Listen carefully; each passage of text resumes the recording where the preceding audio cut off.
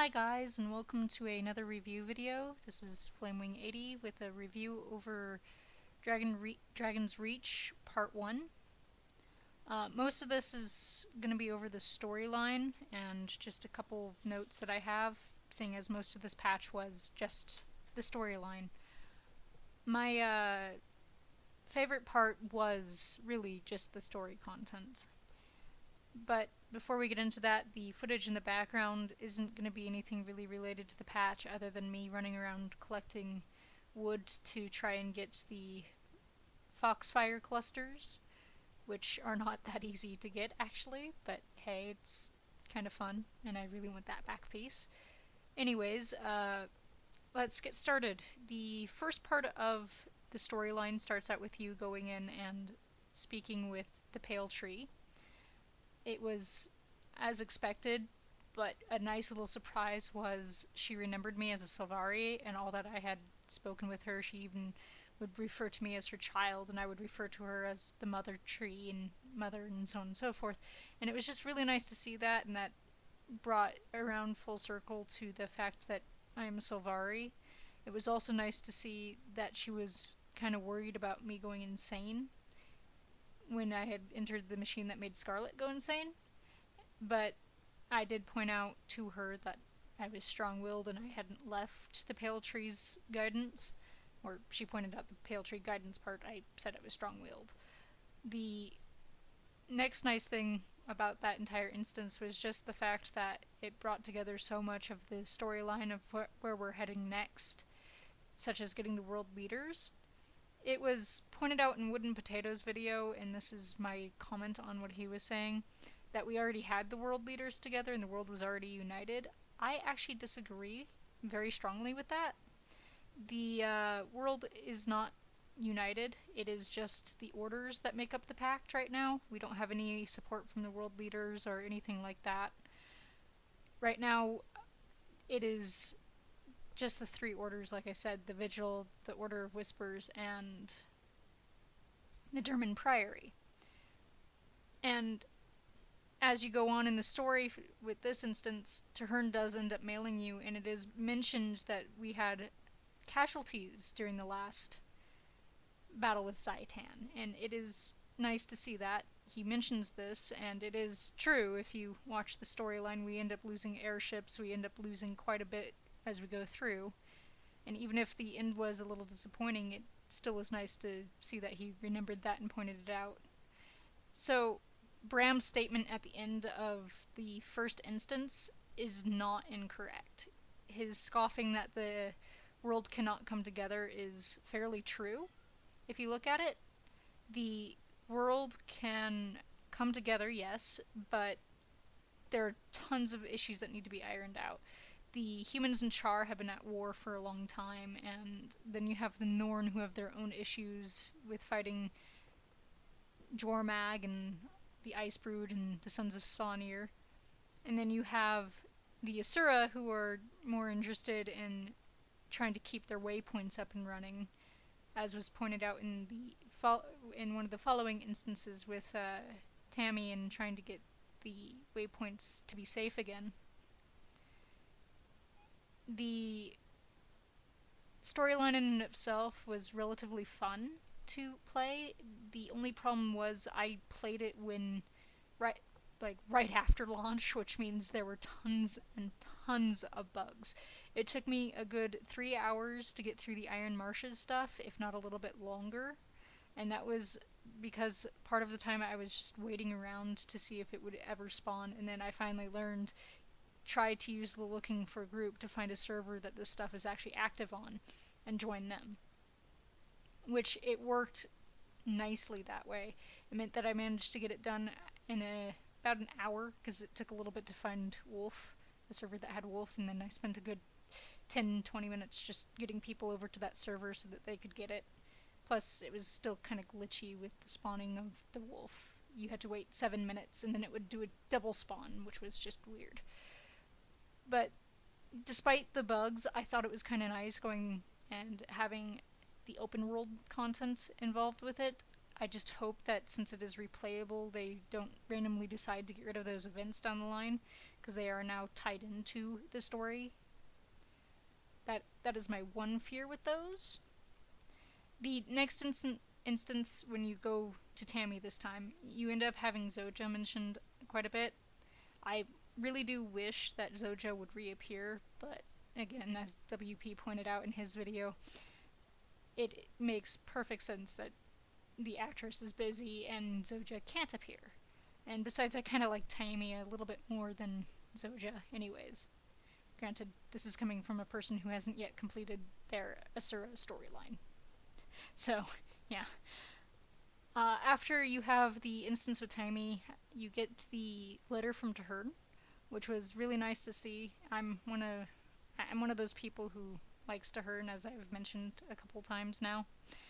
Tahern is an interesting character, and he does have a very fascinating personality and storyline. Yes, he does have a drone-like voice, but it makes perfect sense given the fact that he is a scholar. So the voice acting was just fine given his back history and what he's actually supposed to be doing, or was in the storyline. And personally, if they kill him off, I'm going to be very upset, because that's just them giving into pressure for all of that, and it's not what you should do as a writer. Just giving into the pressure of your readers isn't always wise, or your players in this instance, especially if it is a character who is so crucial to the plot line to begin with. However, in some cases, in some instances, it could be good to do. Just Tahern, I don't think should be killed off, because he has such a vital role in the world, and what would the Pact do without him? I personally really don't want to become the Marshal of the Pact.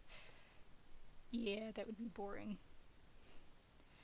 The next instance has to do with Bram and his mother. This one was enjoyable, only because I had been following the lore and so on and so forth. So it was kind of nice to see the mother-son dynamic after all the years of them being apart. And as the character points out to Bram, it is hard to be a legend and move mountains as when you have a baby strapped to your back, which is very, very understandable there. But it also is kind of sad for Bram, because it means he never had a chance to really get to know his mother. So that's just a very awkward relationship there. Again, with this instance, you had a run-through of events to complete. This time it was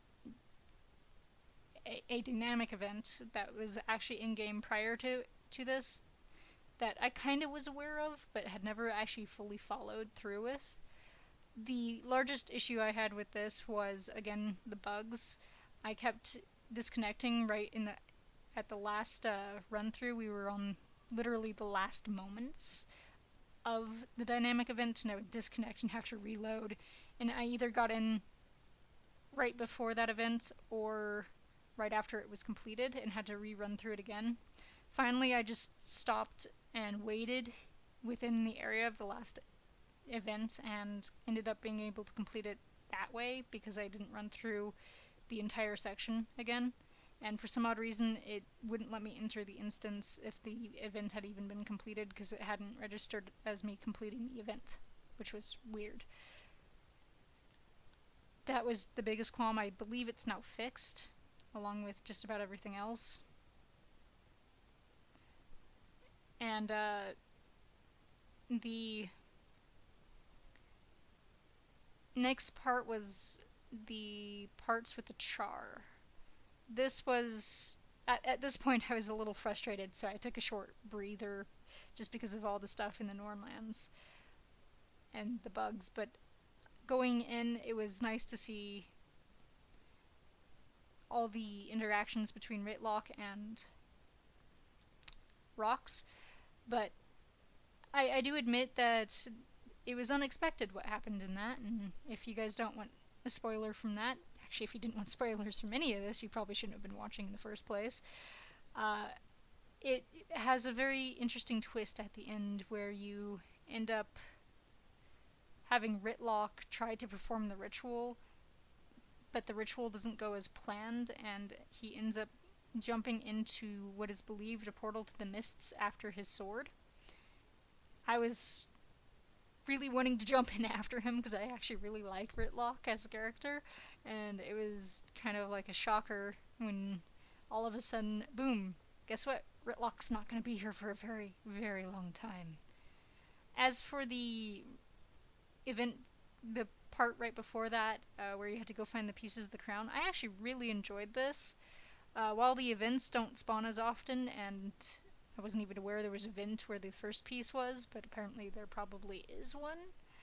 I really enjoyed having to do the events before you can see where the piece is hidden, because it just gets people more active in the events, and it was nice to see those old events get some attention, and it was pretty fun, actually, just to run around and be in those events again and be like, hey, I haven't done this since the last time I did map completion, if that.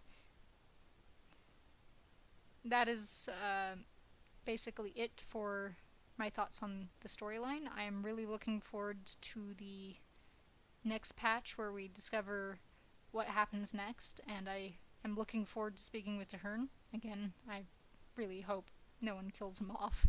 I would be very, very depressed if they did.